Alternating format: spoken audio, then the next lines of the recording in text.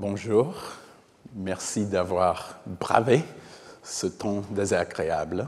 Aujourd'hui, c'est la troisième conférence de notre cours. Les deux premières ont été plutôt optimistes, heureuses, peut-être, avec de la croissance, de la résilience. Aujourd'hui, je vous promets de la mort, la destruction. Et nous avons avec nous notre collègue Sam White, un professeur Sam White, pour un séminaire qui va suivre une brève pause après ma conférence. C'est parti. Une nouvelle d'Edgar Allan Poe, Le Masque de la Mort Rouge, est publiée en 1842. Dans ce conte fantastique, une contrée est dévastée par une peste meurtrière. Jamais peste ne fut si fatale, si horrible. Son avatar, c'était le sang, la rougeur et l'hideur du sang. C'était de douleurs aiguës, un vertige soudain, et puis un suintement abondant par le port, et la désillusion de l'être.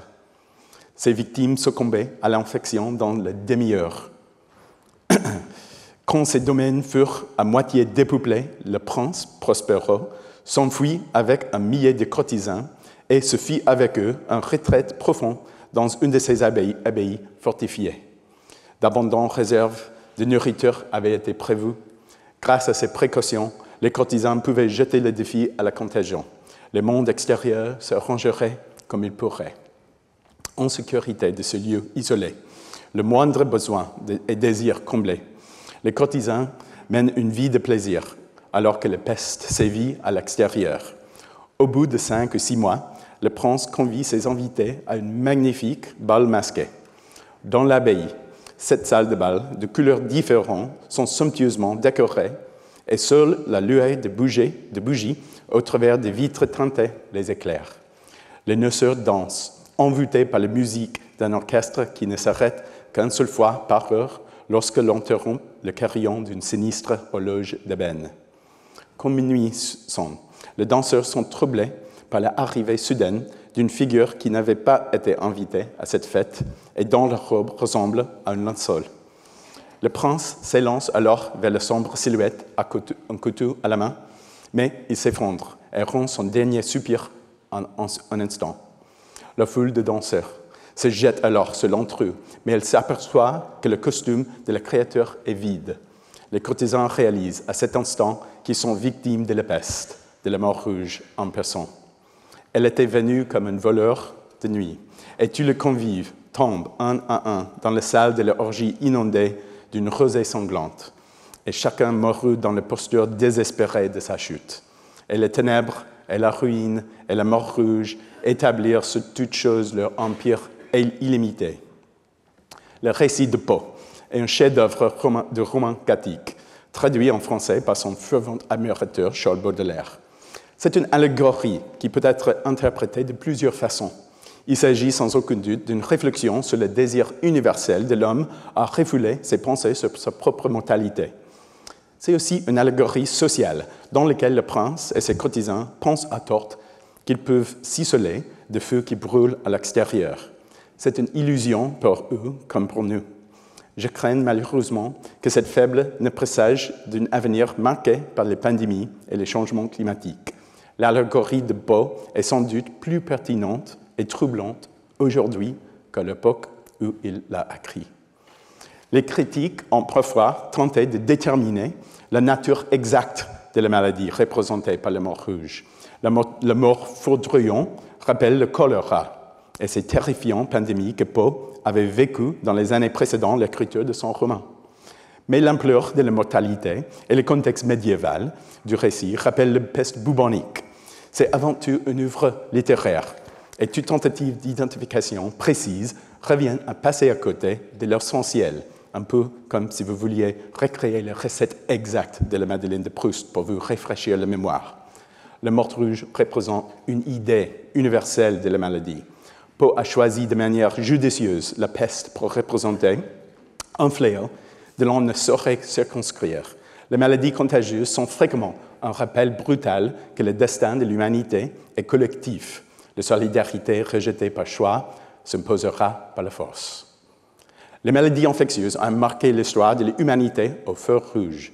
Leur impact est inévitablement lié à celui du changement climatique. Lors de ce cours, j'ai souhaité consacrer certains de nos discussions à des études de cas, des autres à thèmes généraux sur l'histoire du climat et de la société. Il faut bien avouer que plusieurs de ces thèmes ressemblent au cavalier de l'Apocalypse. Nous avons évoqué la famine, maintenant nous devons faire face à la peste. Après, ce sera la guerre. En tant qu'historien, ce sujet est au centre de mes intérêts et nécessite, selon moi, l'attention urgente des citoyens et des décideurs politiques. La menace des contagions constitue une catégorie particulière de danger qui se caractérise généralement par des rétroactions positives ayant des effets catastrophiques de grande ampleur. Aujourd'hui, je défendrai l'idée que le changement climatique influence le profil de maladies épidémiques à travers 3 canaux. Premièrement, l'évolution et la biologie des agents pathogènes. Deuxièmement, l'écologie des hôtes et des vecteurs. Troisièmement, les sociétés humaines et leur vulnérabilité aux infections. Pour aborder ces questions du changement climatique et des maladies infectieuses, nous devrons prendre du recul et adopter une vision plus globale de la biologie des microbes. Il nous faut également adopter un point de vue approfondi qui permette d'apprécier l'importance des phénomènes de contagion dans les systèmes complexes. Je voudrais également planter les premières graines d'une idée que mon cours dégagera plus en avant, à savoir qu'au cours de ces derniers siècles, les liens directs entre le changement climatique et les pandémies les plus graves semblent s'être affaiblis, du moins dans les pays riches. L'étude de la santé et des maladies rejoint généralement celle de la paléoclimatologie, dans laquelle de nouveaux éléments de preuve sont en mesure de redéfinir entièrement la façon dont nous comprenons notre passé. L'avènement de l'étude de l'ADN ancienne, l'archéogénétique, révolution des connaissances historiques. Depuis une quinzaine d'années, les progrès technologiques en matière de séquençage génomique ont permis la collecte rapide et économique des données génétiques en très grand nombre. Le séquençage à haut débit permet de reconstituer l'ADN fragmentaire récupéré sur des ossements. Cela inclut l'ADN humain et parfois celui des microbes responsables de la mort de l'individu. Désormais, nous arrivons même à déterminer parfois avec précision les pathogènes responsables de la disparition de nos aïeux. Mais l'importance de l'ADN ancienne va bien au-delà de l'identification du coupable microscopique d'une maladie ancienne. L'ADN des microbes anciens nous renseigne sur leur évolution, sur leur version de l'histoire en quelque sorte. L'histoire de cette évolution est précieuse. L'étude de l'histoire romaine a suscité ma fascination pour les étranges pouvoirs des maladies infectieuses. L'Empire romain a été confronté à de nombreuses pandémies durant son longue histoire, des pandémies que nous commençons à mieux connaître. Pour mieux saisir ces événements, j'ai souhaité replacer les pandémies romaines dans un contexte plus large, celui du combat historique de l'homme contre les maladies infectieuses. Pourquoi les Romains ont-ils été victimes de pandémies? Et quelles sont les raisons de la nature de ces pandémies? Quels avons-nous de facteurs biologiques et écologiques entourant ces événements? J'ai donc commencé à dresser une historique des pandémies à l'échelle mondiale. J'étais motivé en partie par la conviction que, malgré tous les progrès réalisés dans la lutte contre les maladies infectieuses, les pandémies constituaient l'une des plus grandes menaces pour le bien-être de l'humanité. Dans un éditorial de 2017, j'écris que la médecine moderne a incontestablement pris le dessus sur nombre de vieux ennemis bactériens. Nous ne devrions pas sous-estimer la capacité pernicieuse des pathogènes à se transformer pour neutraliser nos barrières de défense les plus efficaces et nos thérapies les mieux pensées. Les risques d'une pandémie globale, d'un virus menaçant de détruire notre système de santé publique et d'ébranler les fondations de l'ordre mondial sont là, circulant à bas bruit. La menace d'une pandémie doit faire partie de nos craintes les plus réelles. Bien sûr, j'aurais préféré terminer mon ouvrage sur les pandémies avant que la nouvelle d'une pneumonie non identifiée ne commence à se répandre depuis la Chine. Malheureusement, mon livre a été publié au moment même où le monde entier avait cessé de parler de pandémie et apparemment de cesser d'acheter, de lire des livres sur le sujet. quand même. La relation entre le changement climatique anthropique et la santé, au sens le plus large, présente de nombreuses facettes. La santé humaine est affectée par des catastrophes d'origine climatique et par des pénuries alimentaires. Elle est menacée par des températures extrêmes et une mauvaise qualité de l'air. Un nombre élevé de comportements et de choix nuisant à la santé humaine affectent également la santé de la planète, sédentarité et dépendance à l'automobile, surconsommation de viande, etc. Je n'aborde pas ce sujet aujourd'hui, non pas parce qu'ils sont sans importance, mais plutôt pour me concentrer sur la question épineuse des maladies infectieuses, en particulier sur le front épidémique ou pandémique. Je reste persuadé que la menace d'une pandémie doit faire partie de nos craintes les plus réelles et que le changement climatique et les maladies infectieuses sont des dangers interdépendants. Dans ce domaine, nous avons un besoin urgent de connaissances historiques et d'une approche interdisciplinaire sur l'évolution du climat et de la société. Nous devons également adopter une vision à long terme, qui ne se limite pas à quelques décennies. Si nous prenons le rapport d'évaluation du GIEC comme mesure de notre consensus scientifique et de notre débat public, je pense qu'il est juste d'admettre que nous ne comprenons pas parfaitement la relation entre le changement climatique et la pandémie. Certes, le dernier rapport d'évaluation soulève des questions. Il fait état, à juste titre, que les effets de la pandémie de COVID-19 ont considérablement miné le programme de préparation au changement climatique. En d'autres termes, les effets d'une pandémie sur notre capacité à maîtriser le stress climatique constituent un lien important et peut-être encore plus important aujourd'hui. Cependant, le rapport confirme également l'existence d'un lien de causalité entre le changement climatique et les maladies infectieuses. Selon le rapport de GIEC, les maladies infectieuses peuvent émerger et se propager par des canaux multiples liés au climat, y compris les effets directs des conditions climatiques sur la reproduction et la transmission des maladies, et d'autres effets indirects, souvent associés à la dégradation de l'écosystème. Les changements climatiques augmentent le risque d'émergence des maladies infectieuses en contribuant au mouvement des espèces et en renforçant les vecteurs et leurs réservoirs de maladies vers de nouvelles populations humaines et inversement. Cependant, le rapport d'évaluation reste prudent et s'abstient de toute déclaration ou affirmation concernant les effets du changement climatique sur le risque de pandémie. Je peux le comprendre. Ces relations sont complexes et ne sont pas bien comprises. J'ai écrit un livre sur l'histoire de Rome avec comme sous-titre « Climat, épidémie et chute d'un empire ». On m'a cependant reproché, à juste titre, de ne pas avoir argumenté en faveur de liens de causalité concrètes entre climat et maladie. Pourtant, au cours de ces dernières années, les preuves et les modèles nous permettent de comprendre ces relations ont évolué. Si je devais effectuer une révision de mon texte pour une 12e édition, j'apporterais des modifications en établissant le lien plus étroit entre climat et les maladies. De nouvelles preuves existent. Cependant, la nature même des liens entre le climat et les maladies infectieuses ne permet pas de les comprendre avec une grande certitude.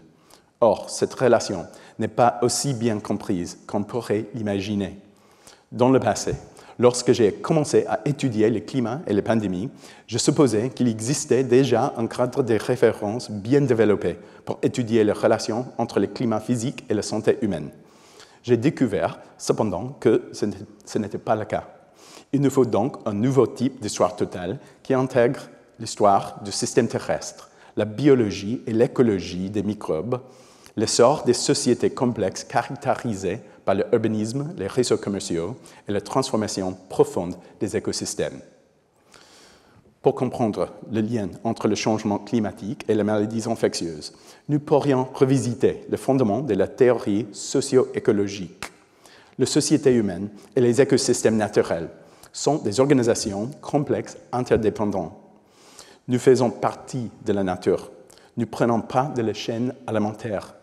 Cette façon de voir le monde repose sur une idée fondamentale que le biologiste Barry Commoner, dans son livre de renommée mondiale, The Closing Circle, publié en 1971, appelée la première loi de l'écologie.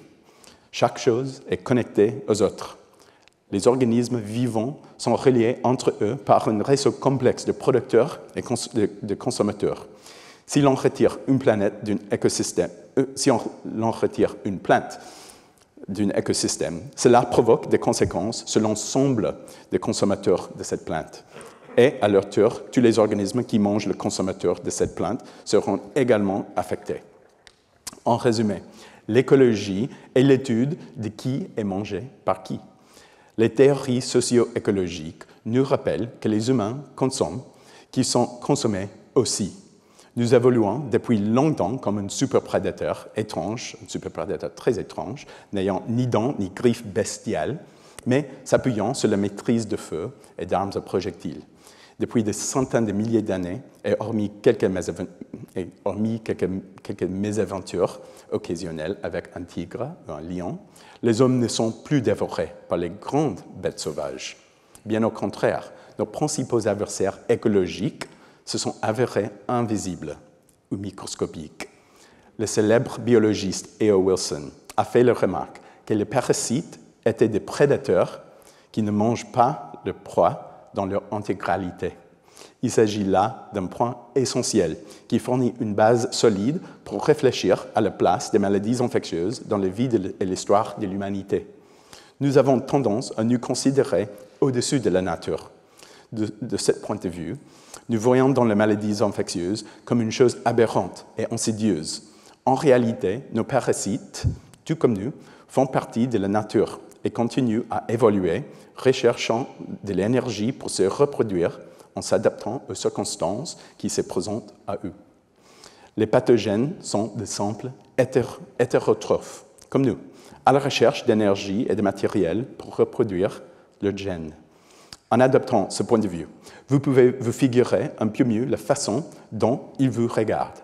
Vous êtes une source d'énergie raffinée, d'éléments essentiels, et vous fabriquez des protéines. Vous êtes une cible irrésistible. Afin de mieux comprendre les liens entre le climat et les maladies, observons un instant le monde microbien et son activité biologique bouillonnante qui ouvre la porte aux maladies infectieuses. Les maladies infectieuses peuvent se définir comme un état de santé détérioré par un envahisseur microbien. La santé de l'homme est menacée par une vaste armée d'organismes envahisseurs. Une grande partie d'entre eux sont des virus. Les virus sont des minuscules morceaux de code génétique entourés d'une enveloppe de protéines. Ce ne sont pas des organismes vivants et ils ne métabolisent pas l'énergie. Au contraire, ils s'introduisent dans nos cellules et détournent nos mécanismes. Les virus sont à l'origine d'un grand nombre de nos pires maladies, passées et présentes. Certaines plus anciennes comme le herpès, d'autres plus récentes comme le COVID-19, ou encore le variole, le rougeole, la fièvre jaune, la grippe et le sida. Les virus sont responsables d'un grand nombre de rhumes saisonniers et d'affections gastriques plus ou moins graves. Les bactéries sont des organismes unicellulaires qui règnent en maître sur la planète Terre. On les retrouve partout, depuis le profond cheminée hydrothermale au fond des océans jusqu'au pli de votre paroi intestinale. La plupart d'entre elles sont inoffensives et certaines sont même utiles. Il existe peut-être 1 trillion d'espèces bactériennes sur la planète, assurant des services essentiels à l'écosystème. Chaque être humain est en fait un symbiote itinérant qui compte autant de cellules bactériennes que de cellules humaines. Mais quelques dizaines de bactéries parasitaires plus agressives sont responsables des maladies graves chez l'homme. Les bactéries sont à l'origine des diphtéries, de la fièvre typhoïde, des typhus, de la scarlatine, du pian, de la lèpre, de la syphilis et de nombreuses autres maladies gastro-entériques ayant des conséquences lourdes sur la santé humaine. Comme je l'ai dit précédemment, il est possible que le mort rouge renvoie aux 2 maladies bactériennes du choléra et de la peste. La tuberculose, une infection respiratoire chronique et insidieuse, demeurait la maladie infectieuse la plus meurtrière au monde de ces 5000 dernières années avant l'apparition de Covid. Elle reprendra certainement bientôt sa sinistre couronne de reine des maladies. Les virus et les bactéries constituent la plupart des parasites humains. Mais la liste complète de nos ennemis est composée de champignons, de vers et de protozoaires. Les protozoaires sont peu nombreux, mais leur impact est considérable.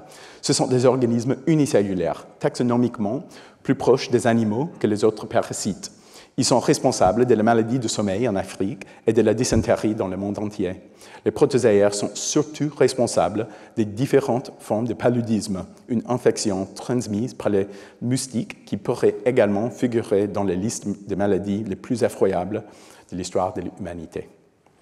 Les parasites qui nous dérobent l'énergie et les nutriments présents dans notre organisme sont extrêmement variés et se sont pourtant tous adaptés aux mêmes contraintes d'évolution.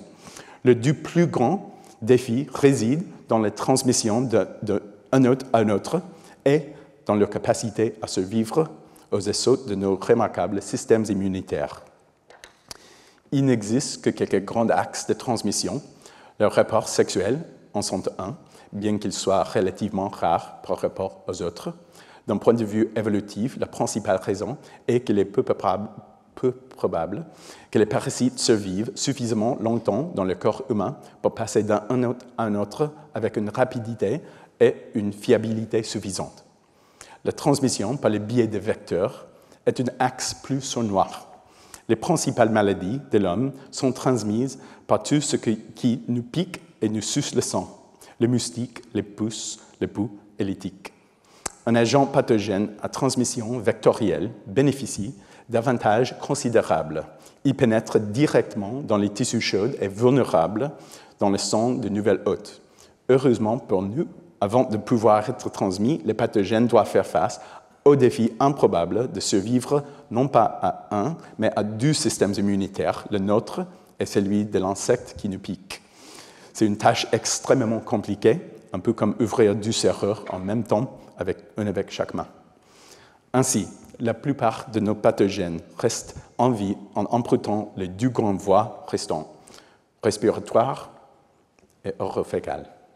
De toute évidence, les voies respiratoires et le tube digestif sont les deux principales interfaces entre l'intérieur de notre corps et le monde extérieur. Les parasites se sont très souvent adaptés pour exploiter ces interfaces, trouver des failles et s'infiltrer. La réalité est qu'en ce moment même, à chaque seconde de chaque journée, des millions d'envahisseurs potentiels frappent à notre porte, explorant la moindre surface de nos poumons et de nos intestins. Pour comprendre l'évolution des maladies qui nous affectent et le lien avec le changement climatique, nous devons toujours nous rappeler que l'homme fait partie de la vie animale, tout comme ses parasites. Les pathogènes provoquant des maladies chez les animaux sont appelés des pathogènes zoonotiques, du grec zoon pour animal et nosis pour maladie. Nous devons ici faire preuve d'une grande précision pour effectuer les distinctions appropriées. Pratiquement tous les pathogènes humains sont d'origine zoonotique. Leur évolution peut être retracée jusqu'à des autres animaux. Ils se sont ensuite adaptés pour pouvoir infecter l'homme avec succès. Le virus de la variole, par exemple, était probablement un pathogène provenant des rongeurs. Il a pu passer par d'autres animaux, comme les chameaux, avant de s'adapter à l'homme. Cette maladie circule exclusivement chez l'homme. La variole en est un excellent exemple, bien que ce ne soit plus le cas aujourd'hui. C'est le seul agent pathogène que l'homme ait réussi à éradiquer dans son intégralité, précisément parce qu'il n'avait pas d'autre choix que d'infiltrer la population humaine pour survivre. Si la plupart des grandes maladies humaines ont d'origine zoonotique, très souvent chez d'autres mammifères tels que les rongeurs, les chauves-souris et les singes, les maladies purement zoonotiques sont écologiquement dépendantes des populations animales. Prenons l'exemple de rage. C'est une maladie animale capable d'infecter un être humain, mais elle n'est pas propice à une transmission humaine au sein des populations. Chaque contagion constitue un saut d'espèce, une expérience transitoire, une impasse. La peste bubonique, causée par la bactérie Yersinia pestis, reste la maladie zoonotique la plus importante de notre histoire. La peste peut se transmettre chez l'homme par voie respiratoire, provoquant ainsi la peste pulmonaire. Mais Elle ne peut pas circuler en permanence chez les êtres humains. Chaque épidémie est une impasse aboutissant à une extinction localisée. La peste n'a pas besoin de nous, car ses véritables hôtes sont des rongeurs sauvages. Le fait que les épidémies les plus foudroyantes de l'histoire de l'humanité, la peste de Justinien, la peste noire, n'aient pas du tout été causées par des pathogènes humains, reste à ce jour un mystère. Nous reviendrons plus en détail sur cette maladie, à la complexité écologique et à la mortalité hors de commun lorsque nous étudierons le climat médiéval au cours des semaines à venir. Ces données biologiques et écologiques concernant les maladies infectieuses ont deux implications immédiates sur la question du changement climatique. Premièrement, les sauts entre espèces sont omniprésents et nous devons imaginer qu'ils se produisent à chaque seconde de chaque journée. Les pathogènes en puissance sont constamment à la recherche de faiblesses dans notre système immunitaire. Ils recherchent également de nouveaux hôtes, mais ils échouent la plupart du temps. La nature est un réseau, une toile expérimentale en constante évolution. Implacable, les pathogènes se déplacent sans relâche dans toutes les directions parmi les animaux sauvages, les animaux domestiques et les êtres humains. Les changements climatiques n'affectent pas seulement les humains, mais ils secouent et bouleversent tout un univers grouillant d'animaux, de vecteurs et d'agents pathogènes. Pour aborder la question du changement climatique et des maladies infectieuses, nous devons reconnaître qu'il existe des liens étroits entre la géographie, l'écologie et les maladies infectieuses. On considère généralement qu'à l'échelle planétaire, il y a deux catégories de maladies infectieuses chez l'homme: les maladies cosmopolites et les maladies tropicales. La plupart des maladies sont cosmopolites et sont aussi actives à Paris, en France, qu'à Paris, au Texas, non loin de l'endroit où je vis. Et tu peux voir, c'est horrible.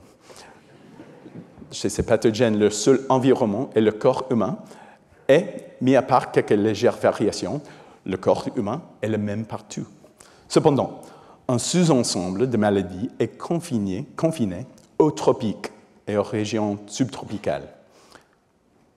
La leishmaniose, la filariose lymphatique, la schistosomiase, la maladie du sommeil, la maladie de Chagas, la fièvre jaune, la dengue, le pien et bien d'autres affections connues sont des maladies tropicales. Le paludisme, dans sa forme la plus sévère, le paludisme à falciparum, est une maladie tropicale qui a fait régner la terreur dans l'histoire de l'humanité. La répartition des maladies n'est pas équitable et un autre cours serait nécessaire pour déterminer l'interaction du pouvoir, de la géographie et de les maladies infectieuses dans l'histoire de l'humanité. Le fardeau de maladies infectieuses a pesé sur la société humaine tout au long de son histoire. En ce qui nous concerne, il est important de souligner qu'un grand nombre de maladies majeures sont circonscrites sur le plan écologique car leur zone de propagation est principalement limitée à l'habitat des insectes vecteurs. Il ne fait aucun doute que le changement climatique modifiera les frontières des maladies tropicales et que le réchauffement de la planète élargira le champ d'opportunité des pathogènes et des vecteurs aujourd'hui confinés aux régions de basse latitude. La plus grande surprise que les nouvelles données historiques sur les maladies infectieuses basées sur l'ADN nous ont réservé est que la majorité des grandes maladies infectieuses ne sont pas très anciennes. Elles ont évolué principalement au cours des derniers milliers d'années dans un environnement que nous avons créé. Les pathogènes évoluent constamment et profitent activement des écosystèmes créés par l'homme. Nous vivons au contact d'animaux domestiqués. Nous habitons de grandes villes qui facilitent la contagion entre les êtres humains. Et nous sommes connectés par d'importants réseaux de transport, d'échanges commerciaux et des flux migratoires qui permettent une circulation rapide de maladies à travers le monde. Sans le vouloir, nous créons les conditions écologiques dans lesquelles les pathogènes peuvent et doivent évoluer. Les avancées génétiques confirment par ailleurs ce constat. Parmi les nombreux exemples fascinants de ces dernières années, je citerai une étude publiée dans la revue Science en 2020. à laquelle j'ai eu le chance d'apporter une très modeste contribution. Le génome du virus de la rougeole avait été séquencé à partir d'un poumon humain vieux de plus d'un siècle et conservé dans un musée. Cette impressionnante prouesse technique avait permis de recalibrer l'horloge moléculaire du virus, c'est-à-dire de retracer chronologiquement l'évolution de la rougeole dans le temps en calculant la vitesse à laquelle la mutation génétique s'était produite dans l'ARN du virus. La principale caractéristique de la rougeole est son degré de contagiosité. Elle est extrêmement contagieuse. C'est d'ailleurs la maladie la plus contagieuse qu'on le connaisse. Son efficacité est, paradoxalement, aussi sa faiblesse. La rougeole laisse aux survivants une mémoire immunologique, ce qui empêche généralement leur réinfection. Mais la rougeole se propage si rapidement chez les populations qu'elle contamine tous les hôtes vulnérables et n'a plus où aller. Ainsi, le virus de la rougeole s'éteint rapidement dans les populations restreintes, comme celles des îles ou des communautés isolées. Nous pouvons survivre qu'au sein de populations importantes. La rougeole est une conséquence logique sur le plan de l'évolution de l'engouement de l'humanité pour la ville. Le seuil vital du virus de la rougeole est d'environ 250 000 de personnes. Sans une population urbaine de cette importance, le virus de la rougeole est voué à disparaître. Que nous révèle cette version de l'histoire de l'évolution du virus de la rougeole? Le virus de la rougeole a partagé un ancêtre commun avec un virus très similaire qui a infecté le bétail il y a environ 2500 ans. C'était au tout début de l'âge de fer, au moment où l'homme commençait à construire d'empires considérables avec des villes dépassant le seuil vital de population pour le virus de la rougeole. L'ancêtre direct du virus actuel de la rougeole a fait le choix évolutif de se spécialiser dans l'infection de l'homme. Il s'agit là d'un exemple parfait de cohérence entre les sciences naturelles et les sciences humaines. La chronologie de l'évolution du virus de la rougeole est entièrement calculée à partir du génome du pathogène. Les estimations des populations de villes anciennes s'appuient sur des archives humaines et des vestiges archéologiques. La concordance est frappante. Dès que l'homme a construit de grandes villes où la rougeole pouvait s'implanter, le virus a saisi l'occasion pour évoluer. Nous créons les conditions écologiques dans lesquelles les pathogènes pourront, devront et réussiront à évoluer. Cela reste vrai, même si l'homme a pris un avantage considérable sur ses ennemis microbiens au cours des dernières années. Tout au long de son histoire, l'homme mourait de maladies infectieuses, en grande majorité. Mais depuis 4 ou 5 générations, et plus encore aujourd'hui, l'homme jouit d'une longue espérance de vie et d'une certaine prédictibilité. Pour la plupart, les gens, aujourd'hui, meurent désormais de maladies touchant les organes, de maladies cardiovasculaires et des cancers. Cette transition, parfois appelée la transition épidémiologique, s'est déroulée par des étapes. Elle a débuté au XVIIIe siècle, le siècle des Lumières. Son premier effet a été de réduire la variabilité interannuelle de taux de mortalité. Autrement dit, les sociétés européennes ont appris à contrôler les pires effets de la mortalité épidémique. Je soutiens, et j'y reviendrai dans de futures conférences, qu'à ce moment-là, le lien entre crise climatique et maladies épidémiques a également commencé à s'affaiblir dans les sociétés développées. Puis, à la fin du XIXe siècle, les maladies infectieuses ont été maîtrisées. L'espérance de vie a augmenté et la principale cause de décès est passée de causes infectieuses aux causes non infectieuses.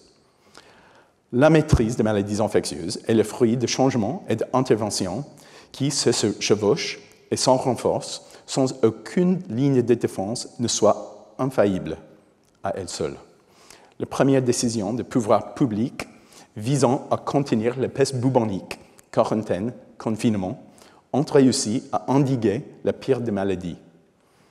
La vaccination, mise au point par l'anglais Edward Jenner pour lutter contre le variole et développée scientifiquement par Louis Pasteur, a marqué un véritable tournant. Lors de la révolution industrielle, la croissance économique rapide a permis aux populations de mieux se nourrir, d'être en meilleure santé et de résister aux infections. Le traitement des effluents et des eaux en milieu urbain fut une révolution. Puis les antibiotiques apparaissent, ainsi que des insecticides pour lutter contre les moustiques et autres vecteurs de maladies. Il faut insister sur le fait que nous avons besoin d'un système de défense à plusieurs niveaux pour lutter contre le parasite microbien, car il n'existe pas de solution miracle. Nous avons maîtrisé les maladies infectieuses, mais nous ne pourrons jamais les éliminer. La maîtrise des maladies infectieuses est l'une des grandes victoires de notre espèce. La maîtrise, cependant, il s'agit d'une maîtrise qui ne sera jamais parfaite, et il est important de comprendre les raisons de sa fragilité. Aucune défense n'est infaillible. Et surtout, l'évolution se poursuit. Les pathogènes montent partout en puissance. L'évolution est omniprésente et implacable. Avoir imaginé que l'homme pourrait un jour vaincre complètement le fléau des maladies infectieuses était un péché d'orgueil, une insulte au fondement de l'écologie. Les enseignements du siècle dernier illustrent les progrès remarquables accomplis pour améliorer notre santé et notre bien-être. Mais ils soulignent également les attaques disruptives et incessantes de nouvelles menaces et de nouvelles maladies. La grippe de 1918, la plus grande crise mondiale de santé publique des derniers siècles causée par le sida, le polio, le SRAS 1, l'Ebola, le virus de Nil occidental, le virus Zika, le virus Nipah, et bien sûr la pandémie de COVID-19, qui n'est pas une aberration historique, mais plutôt une manifestation exemplaire des principes de l'écologie de maladies. Malgré les avancées spectaculaires de la transition sanitaire, les maladies infectieuses restent une menace à l'horizon actuel. De nouvelles maladies apparaîtront et d'anciens virus nous attaqueront avec plus de force. Le climat n'est pas étranger à cette évolution. Pour des raisons déjà évoquées, le climat a profondément influencé les maladies endémiques, c'est-à-dire les maladies présentes en permanence au sein d'une population. Le réchauffement climatique risque sans aucun doute d'élargir les zones tropicales où les populations d'insectes ne sont jamais détruites par les gelées hivernales, ce qui favorise la transmission de maladies mortelles tout au long de l'année. Les risques du changement climatique associés aux effets sur les épidémies et les pandémies, c'est-à-dire l'apparition soudaine des maladies infectieuses, sont sans doute plus importants encore. Le lien était particulièrement fort à l'époque pré-industrielle. Les arguments en faveur d'un lien de causalité dans le passé se sont multipliés. Je souhaiterais évoquer rapidement deux exemples. Le premier concerne une étude que j'ai publiée l'année dernière et qui examine de manière exhaustive les données de la première pandémie de peste en Italie, à savoir la série d'épidémies de peste bubonique depuis le règne de l'empereur Justinien jusqu'au début du Moyen-Âge. Ces données présentent nombreuses lacunes et imprécisions, mais lorsque nous comparons les épisodes de peste avec relevés des températures issues de cernes d'arbres alpins, la correspondance est frappante. C'est une découverte récente dont nous ne comprenons pas tous les mécanismes, mais il est peu probable que la corrélation soit fortuite. Le deuxième exemple concerne notre reconstruction du climat au temps de l'Italie romaine grâce au relevé des carottes marines.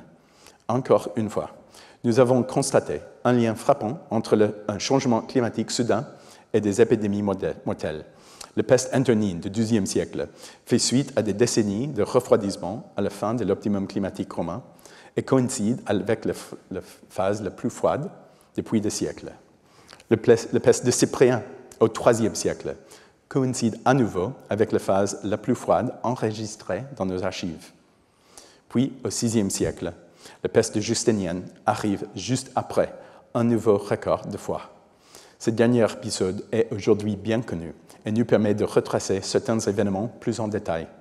En effet, les violentes éruptions volcaniques de 536 et 540 après Jésus-Christ ont déclenché un refroidissement anormal et un des plus violents épisodes de forçage climatique à court terme de la fin de l'Holocène. Des mystères subsistent et nous reviendrons sur cette série d'événements pour l'examiner de plus près la semaine prochaine. Cette tendance commence à mettre en évidence les liens importants entre les épisodes de changement climatique et les épidémies de maladies infectieuses, dont témoignent les archives historiques. Nous devons avant tout comprendre les mécanismes qui relient ces systèmes aux échelles si différentes, depuis le vaste fosse de rayonnement solaire et de volcans jusqu'aux molécules de microbes qui nous infectent. Une vague de maladies infectieuses, une épidémie ou une pandémie survient lorsqu'un pathogène se propage dans une population sensible. Ces processus impliquent au moins un agent pathogène et un hôte humain et dépendent souvent d'autres populations d'animaux hôtes et d'arthropodes vecteurs. Une épidémie est donc toujours un événement biologique et social, un cocktail savamment dosé de facteurs naturels et humains. L'accent est parfois mis sur les facteurs biologiques et parfois sur les facteurs sociaux, lorsque d'autres crises créent des conditions de souffrance qui présagent d'une catastrophe. Les deux facteurs sont généralement présents, en particulier lors d'événements de grande ampleur. Par le passé, le changement climatique a influencé l'évolution et l'écologie des maladies infectieuses. Il existe des cas plus précis dans un passé récent, comme l'émergence du virus Nipah chez les chauves-souris au moment d'épisodes exceptionnellement violents d'El Niño. De nombreuses études sont menées sur le lien complexe entre la peste bubonique, elle-même une maladie écologiquement complexe, et le climat. Il est probable que le changement climatique affecte la végétation dans les régions semi-arides, ce qui entraîne des variations chez les rongeurs. Mais l'impact du climat sur l'écologie de la peste peut également avoir touché des hôtes intermédiaires sauvages, des pousses et des populations de rongeurs commensaux.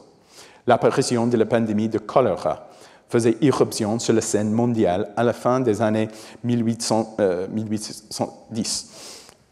Il était étroitement lié à l'éruption du Tambora de 1815 et à ses conséquences sur l'écosystème et également dans les océans. Comme je l'évoquerai dans une conférence ultérieure, le fait que les pandémies de choléra du XIXe siècle aient eu des conséquences inégales à l'échelle mondiale est également révélateur. D'un point de vue biologique, les changements climatiques est un agitateur qui verse de l'huile sur le feu et provoque des variations dans l'évolution et l'écologie des maladies infectieuses. Associé aux activités humaines de déforestation et d'empiètement sur les zones humides, il restera un facteur majeur dans la lutte sans fin entre les parasites et les hôtes. Les effets du changement climatique sur la fréquence et l'ampleur d'épidémies sont encore plus fortement ressentis par le biais des mécanismes sociaux. Pour le dire simplement, le système climatique a une incidence sur la production alimentaire et c'est l'apport nutritif de nos aliments qui met à notre organisme de se défendre contre la maladie. Un brusque changement climatique déclenchait bien souvent une crise de subsistance. Un corps affamé et fragile alors que son système immunitaire est sa meilleure défense contre les épidémies. La malnutrition affaiblit la capacité de l'organisme à résister aux infections. Les effets se font ressentir à la fois au niveau de l'individu et de la population. Les répercussions cliniques sont graves, généralement beaucoup plus lorsqu'un individu n'est pas en bonne santé. Le COVID-19 nous a rappelé à quel point les probabilités de guérison dépendent de l'état de santé préexistant.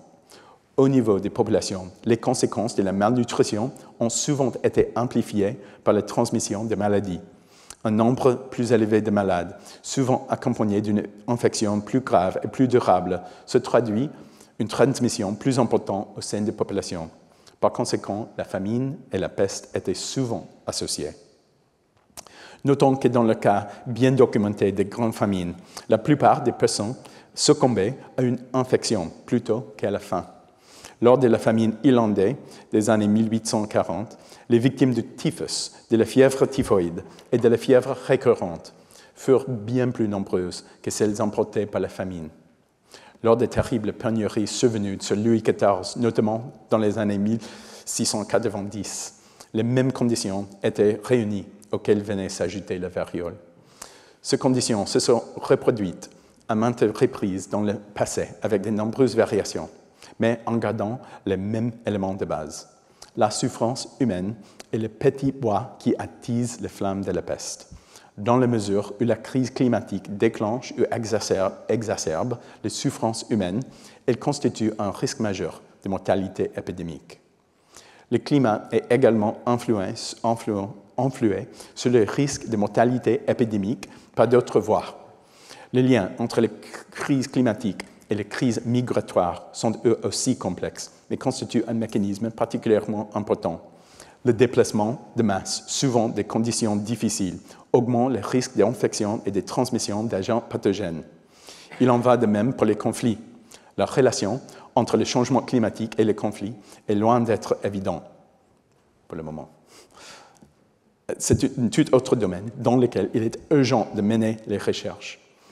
Il est cependant indéniable que les conflits armés entre civils et entre pays constituent des facteurs de risque majeurs pour l'apparition de maladies. Les soldats mobilisés et les populations exposées à la violence et à la faim sont affaiblis par les crises sanitaires. Nous observons les effets catastrophiques de cette dynamique à l'apogée du petit âge glaciaire. En Europe, la guerre des 30 ans est un épisode où la famine, la violence et la peste sont indissociables. Dans cette crise mortifère, une des plus atroces jamais enregistrées, la maladie fait de loin le plus grand nombre de victimes, mais il est impossible de dissocier les effets du conflit et ceux de la misère. Nous devrions également souligner que les défis climatiques et les conflits affaiblissent les États. Les crises sanitaires représentent des problèmes complexes pour les pouvoirs publics, même dans les meilleures conditions. Les États dotés de structures efficaces et bénéficiant du soutien de l'ensemble de la population sont en mesure de mener des campagnes de vaccination, de mettre en œuvre des politiques de confinement, ainsi que de fournir de l'eau potable, de la nourriture et des prestations de santé. Une baisse de confiance et une réduction des capacités des États font partie de plein de nos parasites microbiens, qui sont constamment à l'affût pour exploiter toute défaillance de l'ordre social. Mon collègue à l'Université d'Oklahoma, l'anthropologue Cassie Hirschfeld, a étudié de près ce qu'elle appelle l'insurrection microbienne, qui est la manière dont les maladies évitables semblent exploiter les failles de l'économie politique à l'échelle mondiale, apparaissant partout où la mauvaise gouvernance, le seigneur de guerre, la plutocratie et les troubles sociaux les permettent. Elle décrit une spirale descendante de la pauvreté, de la dégradation de l'environnement et des maladies qui ne fera que s'intensifier au fur et à mesure que le changement climatique déplacera de nouvelles populations, appauvrira les terres arables et accentuera la concurrence pour les ressources entre groupes rivaux. En résumé, le changement climatique et les maladies infectieuses représentent un double danger, menaçant et inséparable. Leurs interactions sont variées. Le climat influe sur les zones géographiques où sévissent les maladies et sur la biologie, microbes, des vecteurs et des animaux hôtes. En général, le climat affecte la société d'une manière qui la rend plus vulnérable aux maladies infectieuses. En d'autres termes, les facteurs humains jouent un rôle de catalyseur entre le changement climatique et les pathologies. Le voile s'élève sur notre passé. Je suis d'avis que nous en savons suffisamment pour affirmer que les maladies infectieuses, à tous les niveaux, sont intimement liées au changement climatique. Au cours de prochaines conférences, nous examinerons comment certains des chocs les plus violents de l'histoire de l'humanité ont été provoqués par la superposition d'une crise climatique et d'une pandémie.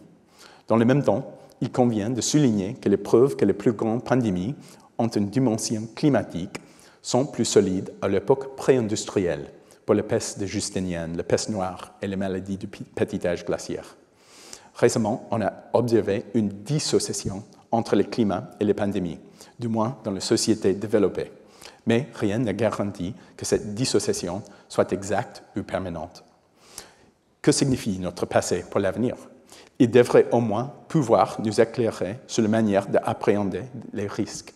Les menaces auxquelles nous sommes confrontés peuvent prendre la forme de souffrances relativement prévisibles dans un monde où les réserves alimentaires sont limitées où les écosystèmes tropicaux se propagent jusqu'à des latitudes moyennes. Mais il existe aussi des risques plus difficiles à estimer par des outils conventionnels tels que l'analyse coût-bénéfice. Ces outils sont conçus pour prendre en compte les événements les plus probables et qui se situent à l'intérieur d'intervalles de confiance. Les phénomènes contagieux obéissent à des règles différentes. L'événement extrême est rare, mais il finit par se produire. Il convient de souligner que la pandémie présenterait une menace dans le futur, même si le problème du changement climatique anthropique était résolu de demain. Le changement climatique anthropique ne crée pas un risque de pandémie en lui-même. Nous avons cependant toutes les raisons de croire qu'il l'aggrave, et même de façon considérable.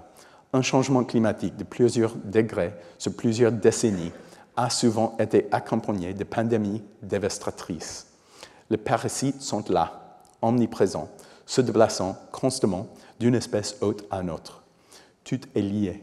Le changement climatique, s'il se poursuit, affectera les écosystèmes à tous les niveaux. Il affectera également notre capacité à résister et à réagir. La souffrance humaine est le terreau de nouveaux parasites encore plus redoutables. L'insécurité alimentaire, les migrations, les conflits, les mauvaises gouvernances et la défiance sont autant de facteurs de risque qui peuvent mener à la catastrophe. L'histoire présente l'intérêt qu'elle nous rappelle que les événements les plus improbables peuvent se produire, y compris en série. Par ailleurs, ces circonstances se révèlent souvent les plus décisives. En effet, ce ne sont pas tant les événements ordinaires que les événements extraordinaires qui ont décidé du sort de nos civilisations. L'histoire du climat et des maladies nous rappelle également la vérité troublante de l'allégorie du masque de la mort rouge. En réalité, les effets du changement climatique, aussi imprévisibles soient-ils, seront ressentis de manière inégale. Les sociétés de pays riches disposent de moyens plus importants pour résister à ces pires conséquences. Mais si nous croyons que nous sommes vraiment protégés, nous sommes alors comme le noceur de la nouvelle de Edgar Allan Poe. L'étranger mystérieux s'infiltrera d'une manière ou d'une autre. Je souhaite terminer ma conférence en reprenant le propos d'un éminent médecin anglais du XIXe siècle, William Budd. Il suivit sa formation à Paris, sous la direction de Pierre-Charles-Alexandre Louis, un grand scientifique et pionnier de la médecine factuelle. Puis, il retourna dans sa campagne anglaise, où il découvrit le mécanisme de transmission de la fièvre typhoïde. À une époque où l'établissement médical était convaincu que les maladies ne se propagent pas par voie infectieuse, mais par des miasmes, William Budd avait certes cerné la vérité, mais son rejet du dogme l'aurait privé d'honneur qui lui aurait été dû de son vivant. William Budd avait compris que le mécanisme de transmission impliquait que la solidarité humaine soit à la fois une valeur et une simple caractéristique naturelle. Il était conscient que toutes les choses et toutes les personnes étaient liées. Il le décrivit par ces mots. Les membres de la grande famille humaine sont en fait unis par un millier de liens secrets dont le monde ne se soucie guère de l'existence. Celui qui n'a jamais eu de lien de charité ou d'amour avec son voisin moins fortuné découvrira un jour, quand il sera trop tard, qu'il est lié à lui par un lien qui les conduira brutalement tous les deux à la fosse commune. Merci.